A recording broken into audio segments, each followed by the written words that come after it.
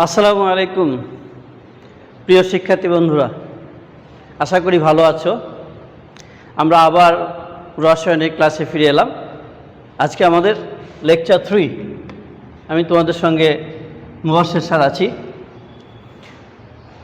আমরা পড়ছিলাম রসায়ন দ্বিতীয় পত্রের প্রথম অধ্যায়ের পরিবেশ রসায়ন। আমি গত ক্লাসে তোমাদের একটা টেস্ট দিয়েছিলাম, একটা হোমওয়ার্ক দিয়েছিলাম। টেস্টের বিষয়টা আমি শেষে আসছি।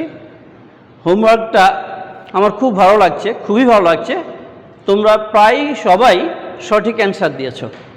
আমি বলেছিলাম SATP এর পুরা নাম কি? SATP এটার ফুল নেম তোমরা মাশাআল্লাহ সবাই সঠিক উত্তর দিয়েছ।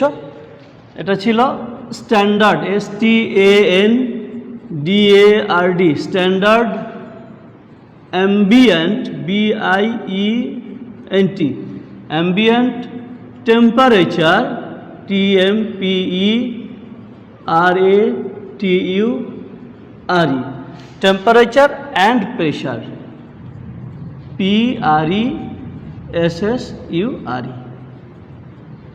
বন্ধুরা, চাপ এবং তাপমাত্রা পরিমাপের এটা একটা একক বটে SATP।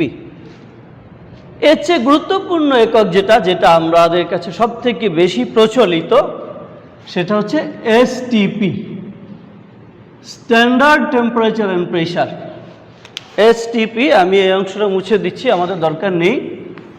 এই বোর্ডটা আমরা ইউজ করি। এসো, স্ট্যান্ডার্ড, STANDARD,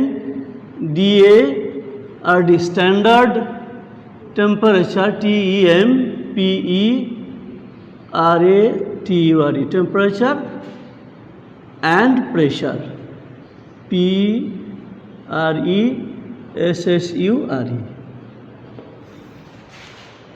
বন্ধুরা, আমি দুটারই জাস্ট আমাদের বাংলা টার্মটা বলি। প্রমাণ তাপমাত্রা ও চাপ, এটাকে আমরা প্রমাণ অবস্থাও বলে থাকি, প্রমাণ অবস্থা। আর এটা হচ্ছে standard ambient temperature and pressure. Ambient মানে হচ্ছে পারিপার্শ্বিক, মানে কক্ষ তাপমাত্রা। আমাদের পারিপার্শ্বিক যে টেম্পারেচার, সাধারণত গড় পারিপার্শ্বিক তাপমাত্রা 25 ডিগ্রি সেলসিয়াস ধরা হয়। তো এখানে T এবং P এর মানগুলো আমরা একটা অ্যানালাইসিস করি। এক্ষেত্রে STP-তে T ধরা হয় সাধারণত 0 ডিগ্রি সেলসিয়াস বা 273 কেলভিন, 273 কেলভিন। আর এখানে P কত ধরা হয়? P হচ্ছে 1 অ্যাটমসফিয়ার বা 76 সেন্টিমিটার পারদের চাপ। যদি আমরা KPA-তে হিসাব করি, সেটা হবে 101.325 কিলোপ্যাসকেল। বন্ধুরা দেখো, এই SATP-তে আমাদের T কত? T হচ্ছে 25 ডিগ্রি সেলসিয়াস বা 298 কেলভিন। আর P এক্ষেত্রে এখানে দেখো, এখানে 101 KPA, এটা হচ্ছে 100 KPA, 100 KPA, কিলোপ্যাসকেল। একটা বিষয়, STP-তে আয়তন প্রতি মোলে ধরা হয় 22.4 লিটার পার মোল। প্রতি মোলের আয়তন হচ্ছে 22.4 লিটার। SATP-তে সেটা কত হয়ে যায় দেখো, এখানে লক্ষ্য করো। চাপ কমে যাচ্ছে, তাপমাত্রা বেড়ে যাচ্ছে। তাপমাত্রা ছিল 0 ডিগ্রি সেলসিয়াস, এখানে 25 ডিগ্রি সেলসিয়াস। চাপ ছিল 101 প্লাস KPA, আর এখানে 100 KPA। এখানে 100 চেয়ে বেশি, এখানে 100 চেয়ে কম। 100, সরি, এটা 100, এটা 100 চেয়ে বেশি। তার মানে SATP-তে তাপমাত্রা বাড়ছে, যা আয়তন বৃদ্ধিতে সহায়তা করে। চাপ কমছে, যা আয়তন বৃদ্ধিতে সহায়তা করে। অর্থাৎ দুটা নিয়ামকই আয়তন বৃদ্ধি বিষয়ক, যার ফলে এখানে আয়তনটা হয় বেশি, 24.789 লিটার পার মোল। লক্ষ্য করো এখানে 1 মোল গ্যাসের আয়তন 22.4 লিটার, আর এক্ষেত্রে 1 মোল গ্যাসের আয়তন 24.789 প্রতি মোলের আয়তন।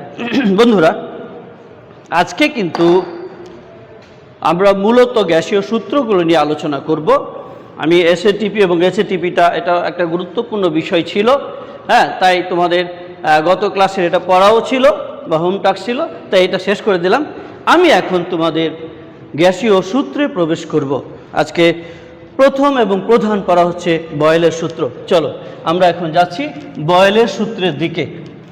বয়েলের সূত্র এবং আমরা বয়েলের সূত্র ভিত্তিক যে সমস্ত লেখচিত্রগুলো আছে সেগুলো আলোচনা করব এবং একটু চার্লসের সূত্রতেও সুযোগ পেলে প্রবেশ করব ইনশাআল্লাহ। এসো, প্রথমে আমি আসছি বয়েলের সূত্রের। বয়েলের সূত্র।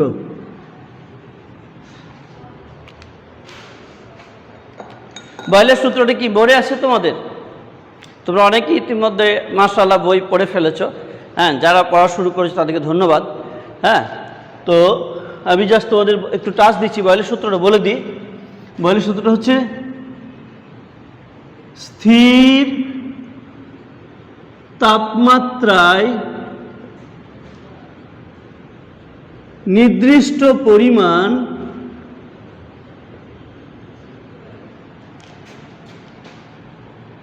কোনো গ্যাসের আয়তন উহার উপর প্রযুক্ত চাপের ব্যস্তানুপাতিক।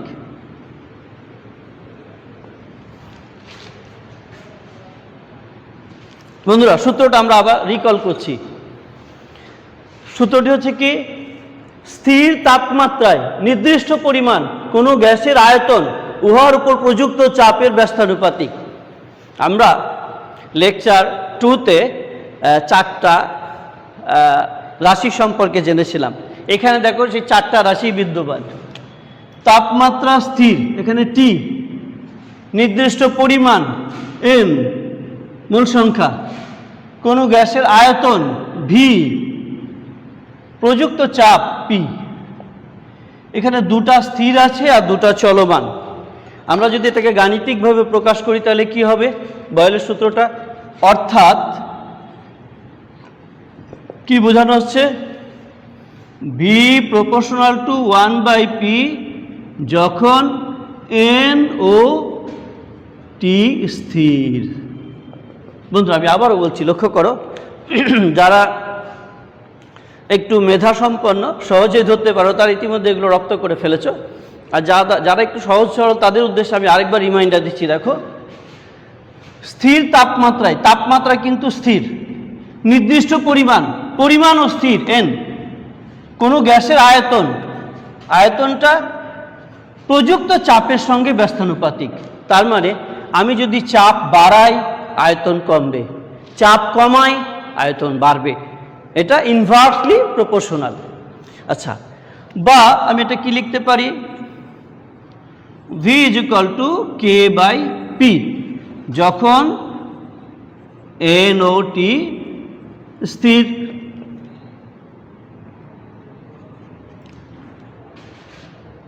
এটা কি? এটা হচ্ছে আমাদের সমানুপাতিক ধ্রুবক। বা PV is equal to K. বন্ধুরা, একটা নতুন একটা রিলেশন আমরা পাচ্ছি। দেখো, লক্ষ্য করো, আমরা কি পেলাম? পি ইন্টু ভি সমান কে। এটা বয়েলের সূত্র থেকে পাচ্ছি। এটা খুব ভাইটাল একটা জিনিস। এটা নিয়ে আমরা আরও বিশ্লেষণে যাচ্ছি। যা শুধু মনে রেখো, আমরা ইনডাইরেক্টলি এটা পাচ্ছি, যদি কোনো গ্যাসীয় পদার্থের তাপমাত্রা এবং পরিমাণ এই দুটো যদি স্থির থাকে, তাহলে উহাদের চাপ এবং আয়তনের গুণফল সবসময় একটা ধ্রুব রাশি হবে। ওদের চাপ এবং আয়তনের গুণফল একটা ধ্রুব রাশি হবে, অর্থাৎ আমি চাপ যত বাড়াবো আয়তন তত কমবে এবং উভয়ের গুণফল একটা ফিক্সড একটা ধ্রুব রাশি হবে। এটা একটা নতুন আমরা রিলেশন পেলাম। আচ্ছা, এই রিলেশনের উপরে ভিত্তি করে অনেকগুলো গ্রাফ আছে, অনেকগুলো গ্রাফ। আমি দুটি গুরুত্বপূর্ণ গ্রাফ লেখচিত্র তোমাদের সামনে উপস্থাপন করব। লেখচিত্রে যাওয়ার আগে আমি একটু রিলেশনটা একটু ভেঙে এখানে উপস্থাপন করি। এখানে দেখো P into V is equal to K. P এর এককটা কি আর ভি এর এককটা কি? পি এর একক হচ্ছে অ্যাটমসফিয়ার আর ভি এর একক হচ্ছে লিটার। এটা হলো লিটার আর এটা হচ্ছে অ্যাটমসফিয়ার। আচ্ছা, এবং এটা ধ্রুব। মনে করো আমি চাপ রাখলাম 2 অ্যাটমসফিয়ার, সেক্ষেত্রে আয়তন যদি 50 হয় তাহলে পিভি কত হবে? 100। আচ্ছা বন্ধুরা, আমি যদি চাপকে বাড়িয়ে 4 অ্যাটমসফিয়ার করি তাহলে মোট কিন্তু 100ই হবে। তাহলে ভি কত হবে? নিশ্চয়ই তোমরা বুঝতে পারছো 25 হবে, কারণ 4 25 100 100। আমি চাপকে আরও বাড়ালাম, মনে করো 10 অ্যাটমসফিয়ার করলাম, গুণফল কিন্তু 100, এটা ধ্রুব পি এবং ভি এর গুণফল। সেক্ষেত্রে ভি কত হবে? 10 লিটার। চাপ যখন 10 অ্যাটমসফিয়ার, ভি তখন 10 লিটার। আমি চাপকে আরও বাড়ালাম, মনে করো 20 অ্যাটমসফিয়ার করলাম, 20 গুণফল কিন্তু আবার 100ই হবে। এক্ষেত্রে ভি কত হবে?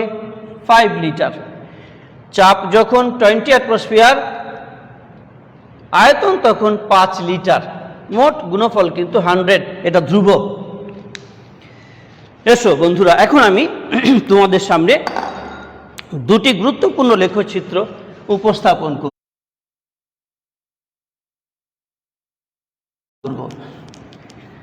একটা হচ্ছে পি এর সঙ্গে ভি, আর একটা হচ্ছে পি এর এগেনস্টে পিভি। এসো, একটা লেখচিত্র হচ্ছে পি বনাম ভি। পি বনাম ভি লেখচিত্র।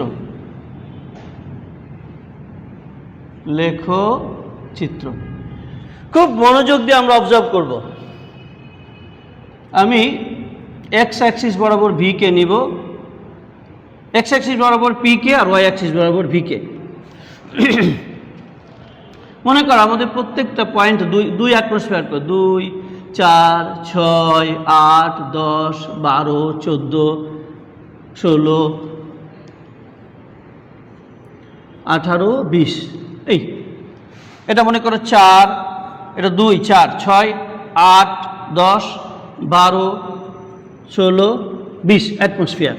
এটা হচ্ছে পি, এটা অ্যাটমসফিয়ার এককে। আর এদিকে আমি ভিটা নিচ্ছি যথাক্রমে, মনে করো 10 20 30 40 50 60 এরকম। মনে করো এটা 10, এটা 20 30 40 50 60 ইত্যাদি। এটা হলো ভি, এটা লিটার এককে, ওয়াই অ্যাক্সিস বরাবর। আচ্ছা বন্ধুরা, একটু লক্ষ্য করি গ্রাফটা কেমন হচ্ছে। এখানে যখন 2 ছিল পি যখন 2 তখন ভি 50, এখানে আমাদের পয়েন্টটা পাচ্ছি এই জায়গায়। পি যখন 4 তখন ভি 25, এই যে 20 আর 30-এর মাঝখানে 25, এই 4 বরাবর এখানে হবে 25। পি যখন 10, পি যখন 8-এর পর এখানে 10, পি যখন 10 ভিও তখন 10, অর্থাৎ এই বরাবর আসছে, এটা 10। পি যখন 20, এই যে 20 ভি, তখন ভি হচ্ছে 5, এই যে এটা হচ্ছে 0, এটা 10, তারপর এই বরাবর 5 এখানে আসছে। তার মানে বন্ধুরা দেখো, লেখচিত্র একটা কার্ভ হয়ে যাচ্ছে, সুন্দর একটা কার্ভ। আমরা একদম এই কার্ভটাকে ভাবছি, দেখো চমৎকার, এই পয়েন্টগুলো এগুলো টাচ করে যাচ্ছে, আমি জাস্ট এই পয়েন্টগুলো দেখিয়ে দিলাম, একদম কার্ভ। তার মানে পি এর মান যত বাড়ছে ভি তত কমছে, এই কার্ভটা প্রমাণ। এখানে কিন্তু টি স্থির, তাপমাত্রা কিন্তু ফিক্সড। আচ্ছা বন্ধুরা, তাপমাত্রা যদি বাড়ে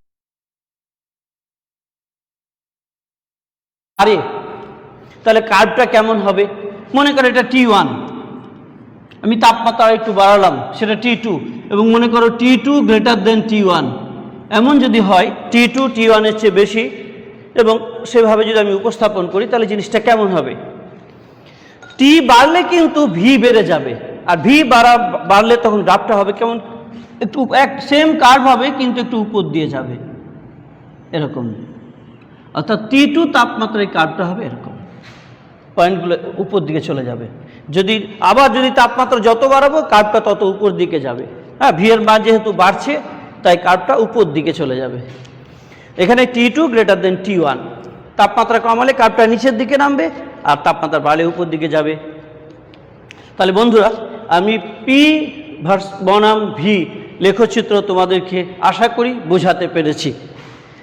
আমি এখন দ্বিতীয় লেখচিত্রে যাচ্ছি। অনেকগুলো লেখচিত্র আছে এই বয়লের সূত্র ভিত্তিক, আর দ্বিতীয় লেখচিত্র হচ্ছে পি বনাম পিভি, সেখানে যাচ্ছি। চলো আমরা পি বনাম পিভিতে যাব।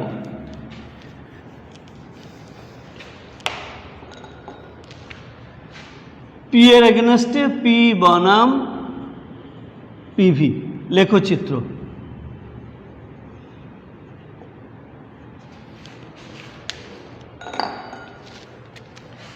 এখানে এক্স অ্যাক্সিস বরাবর সবসময় পি থাকে, পিকে আমরা সবসময় এক্স অ্যাক্সিস বরাবরই নিই, অ্যাটমসফিয়ার। এটা আগের মতোই নিচ্ছি, 2, 4, 6, 8, 10, 12, 14, 16, 18, 20 মনে করো। এটা 4, 8, 10, 12, 16, 20, আমি এক ঘর বাদ দিয়ে লিখেছি 2, 4, 6, 8, 10, 12। আর এদিকে মনে করো 50, 100, 50, 100, 150, 200 এরকম, 50, 100, 150, 200, এটা পিভির মান, পিভি। এখন দেখো লেখচিত্রটা কেমন হচ্ছে। পি যখন 2, পিভি তখন 100। পি যখন 4, পিভি কিন্তু 100, সবসময় পিভি 100 ফিক্সড। পি যখন 4 তখনও পিভি 100। পি যখন 10, 10, এটা 8, এখানে 10, তখনও পিভি 100। পি যখন 20 তখনও পিভি 100, অর্থাৎ ধ্রুব। লেখচিত্র একটা স্ট্রেট লাইন হবে, এটা মনে রেখো।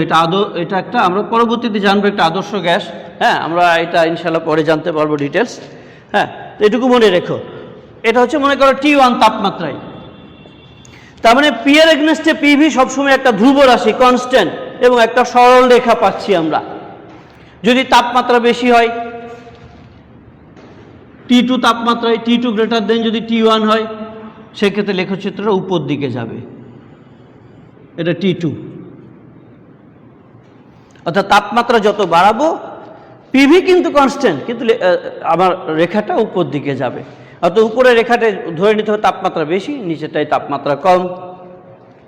তো বন্ধুরা, আমি তোমাদের এই মুহূর্তে গ্যাসীয় সূত্র বিষয়ক যে বিষয়গুলো আলোচনা করলাম একটু রিকল করিয়ে দিয়ে সামনের দিকে যাব। আমি তোমাদের বয়েলের সূত্র আলোচনা করেছি, এবং বয়েলের সূত্রে আমরা পেয়েছি গাণিতিক রূপটা ছিল V proportional to 1/P when n and t constant. এবং এখান থেকে বিকল্প যে জিনিসটা পেলাম যে পিভি হচ্ছে একটা ধ্রুব রাশি, পিভি হচ্ছে কনস্ট্যান্ট যদি n এবং t ধ্রুব থাকে। এবং তার আমরা পিভির কয়েকটা লেখচিত্র হয়, দুটি গুরুত্বপূর্ণ লেখচিত্র আলোচনা নিয়ে এলাম। আমি এই মুহূর্তে তোমাদের একটু চার্লসের সূত্রটা স্মরণ করিয়ে দিয়ে ওখান থেকে একটা তোমাদের কাজ বা দায়িত্ব দিয়ে আমি সামনের দিকে আগাবো। চার্লসের সূত্রটা কি তোমাদের মনে আছে? চার্লসের সূত্র যারা অলরেডি পড়াশোনা শুরু করেছো তাদের তো মনে থাকার কথা, আর যারা একেবারে বই হাত দাওনি তারা অবশ্যই মনে নেই, তো সূত্র পড়োইনি, কি মনে থাকবে। আমি চার্লসের সূত্র তোমাদের একটু ধারণা দিয়ে দিই। চার্লসের সূত্রটা কি একটু লিখে দিচ্ছি। চার্লস এর সূত্র,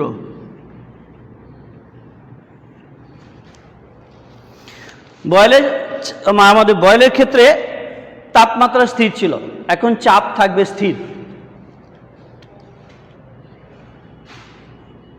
স্থির চাপে নির্দিষ্ট পরিমাণ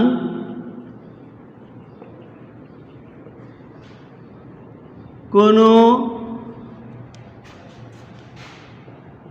গ্যাসের আয়তন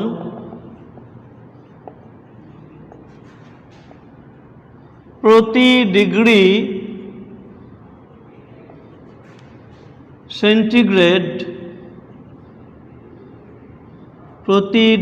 সেন্টিগ্রেড তাপমাত্রা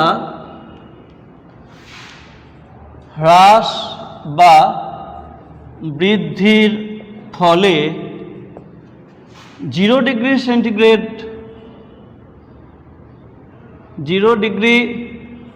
সেন্টিগ্রেড তাপমাত্রায় উহার আয়তনের 1/273 ভাগ হারে হ্রাস বা বৃদ্ধি পায়। বন্ধুরা একটা জিনিস লক্ষ্য করো, এখানে পিটা স্থির, এন স্থির পরিমাণ। এখন ভি এর সঙ্গে টি এর যে রিলেশনটা, ভি এর সঙ্গে আমাদের তাপমাত্রা টি এর সম্পর্কটা কি? প্রতি ডিগ্রি সেন্টিগ্রেড তাপমাত্রা বাড়ালে ও 0 ডিগ্রি সেন্টিগ্রেড তাপমাত্রা আয়তনে 273 ভাগের 1 ভাগ হিসাবে বাড়বে বা কমবে। এই বিষয়টি আমি আগামী ক্লাসে তোমাদের ডিটেলস আসবো, এখান থেকে গ্রাফেও আসবো। আমি তোমাদের এখান থেকে একটা কাজ দিচ্ছি যেটাকে হোমওয়ার্ক বলা যায়। সেটা হচ্ছে এই, আমরা চার্লসের সূত্রের গাণিতিক রূপটা পাই। গাণিতিক রূপ সাধারণত এটা নিয়ে আসি, গাণিতিক রূপ সেটা হলো যে ভি প্রপোর্শনাল টু টি যখন এন ও পি স্থির। আমার প্রশ্ন তোমাদের কাছে যেটা, বয়েলের সূত্রে তো ডাইরেক্ট আমরা পেয়ে যাচ্ছি ভি প্রপোর্শনাল টু 1/p যখন এন ও টি স্থির, এটা কোনো সমস্যা নেই কারণ সূত্রের সঙ্গে ডাইরেক্ট। কিন্তু এখানে V proportional to T N ও পি স্থির, এটা কি ডাইরেক্ট হচ্ছে না ইনডাইরেক্ট হচ্ছে? কিভাবে এই জিনিসটা এলো? ভি প্রপোর্শনাল টু টি এই বিষয়টি কিভাবে আসছে এটা তোমরা তোমাদের চিন্তার জন্য আমি ছেড়ে দিলাম। এটা চিন্তার, এটাই তোমাদের হোমওয়ার্ক। কিভাবে ভি প্রপোর্শনাল টু টি হলো? কারণ এখানে 1/273 এই বিষয়টিকে হাইড করে আমরা এখানে কিভাবে এলাম? হ্যাঁ, এটা আমি অবশ্যই তোমাদের আগামী ক্লাসে অ্যানালাইসিস বা আলোচনায় আনবো এবং গ্রাফ ট্রাফ সবগুলো তোমাদের, এটা তোমাদের দায়িত্ব দিলাম বা হোমওয়ার্ক দিলাম। এটা তোমরা 2 ঘন্টা ধরে চিন্তা করো, কমেন্টসে জাস্ট সংক্ষেপে লিখবে এটা ডাইরেক্ট না ইনডাইরেক্ট। এনিওয়ে এটা আমি পরবর্তী আলোচনা নিয়ে আসবো। আপাতত আমি এখানে তোমাদের স্থগিত করে সামনের দিকে যাচ্ছি। এটা কিন্তু থাকলো, আগামী ক্লাসে আমি এটা ডিটেলস আলোচনা করব। চার্লসের সূত্রটা কিন্তু মুখস্থ করে নেবে। এর মধ্যে চার্লসের সূত্র অনেকেই এটা মানে প্যাচ লেগে যায়, ঠিকমতো মুখস্থ করতে পারে না। আচ্ছা বন্ধুরা, আমি তোমাদের টেস্টের বিষয়ে আসছি। গত ক্লাসে আমি তোমাদের একটা টেস্ট দিয়েছিলাম এবং এই টেস্টের উত্তরটা ছিল, সেটাও বলি প্রশ্ন কি ছিল। গত ক্লাসের টেস্ট ও তার উত্তর, টেস্টের প্রশ্ন উত্তর, প্রশ্ন ও উত্তর পর্যালোচনা। এসব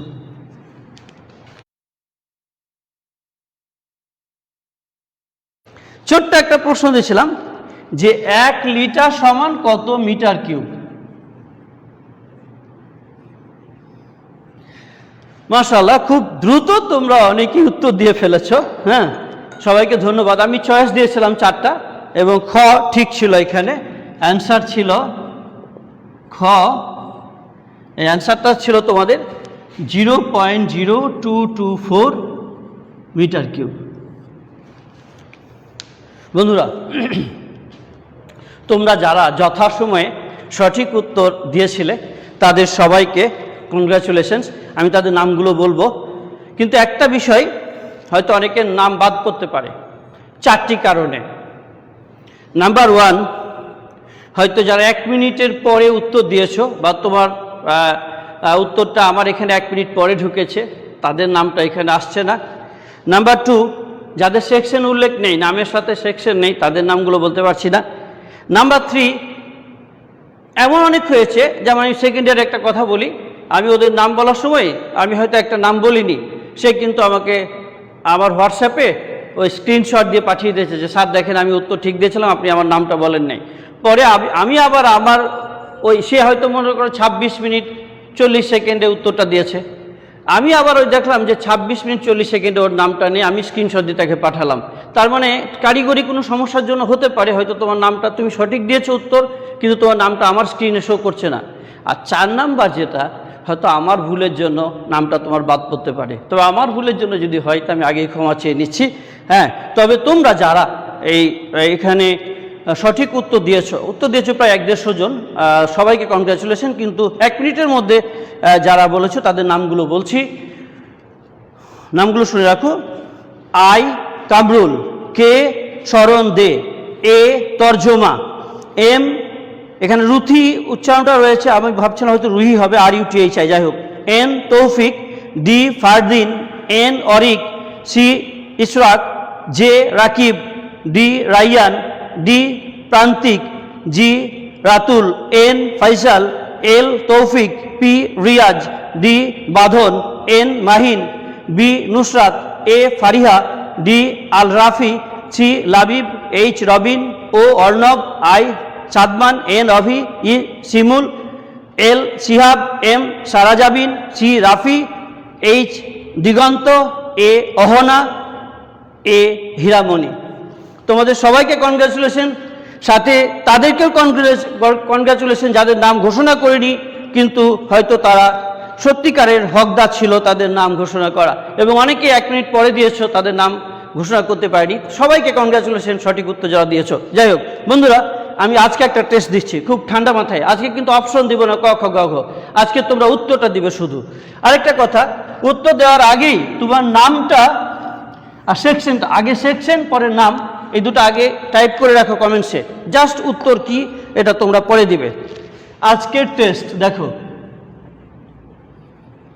আজকের টেস্ট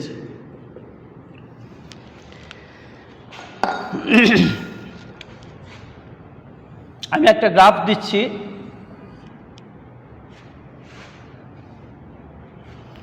এটা মনে করো 1 2 3 4 5 6 7 8 9 10, এটা অ্যাটমসফিয়ার, পি অ্যাটমসফিয়ারে 1 2 3 4 5 6 7 8 9 10। আর এদিকে ভিটা 20 40 60 80 100, এটা 20 40 60 80 100, এটা হচ্ছে তোমার ভি, আয়তন লিটার এককে।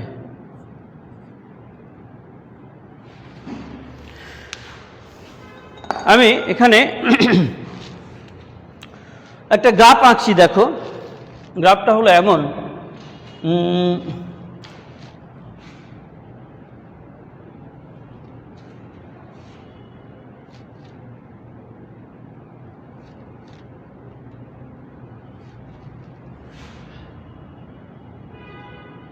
এরকম একটা গ্রাফ আঁকছি।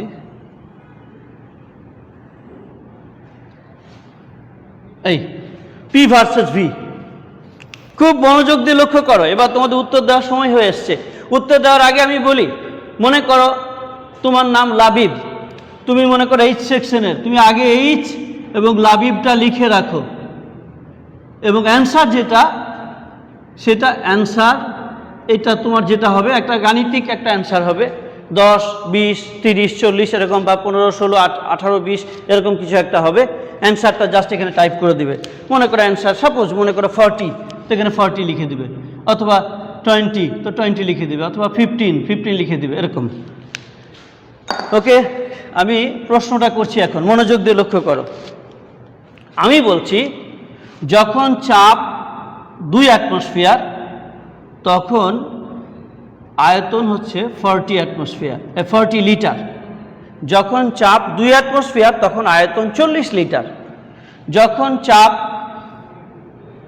4 অ্যাটমসফিয়ার তখন আয়তন হচ্ছে 20 লিটার।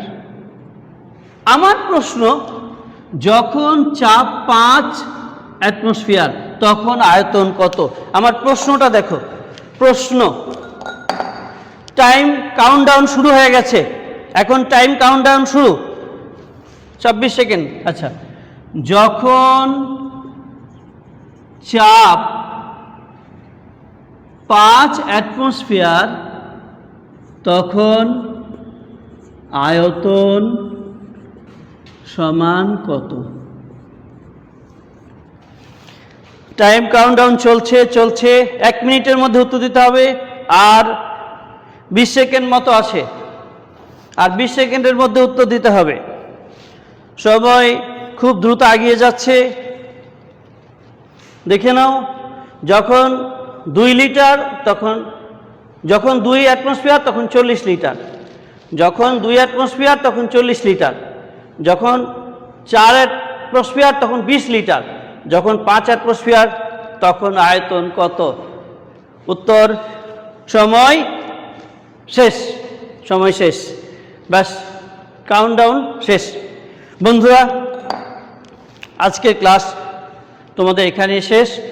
ইনশাল্লাহ তোমাদের সঙ্গে আগামী মঙ্গলবার আবার দেখা হবে ইনশাল্লাহ। আমাদের পরম করুণাময় আল্লাহ তাআলা ততদিন আমাদের সবাইকে ভালো রাখুক এবং পরিপূর্ণ সুস্থ রাখুক, এবং আমাদের সবার পড়াশোনা এবং সার্বিক যেন কল্যাণ পরম করুণাময় আল্লাহ তাআলা সকল ক্ষেত্রে কল্যাণ দান করেন। আসসালামু আলাইকুম ওয়া রাহমাতুল্লাহ।